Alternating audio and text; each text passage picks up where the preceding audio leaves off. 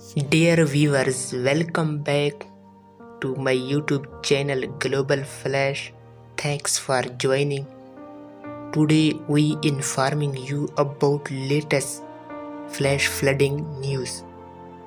On 7 January, Saturday 2023, in the latest news from Portugal, an incredible flood has hit the city of Porto. The city was hit hard by flash flooding, with dramatic images of the flooding hitting social media. Chuva handquays in the Portuguese word for rain, and this flood is just the latest in a series of deadly weather events in Portugal. Watch the video to see the incredible flood footage and stay safe out there.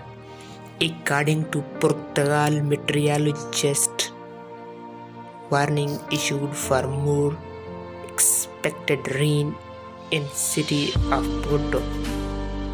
Thanks for watching.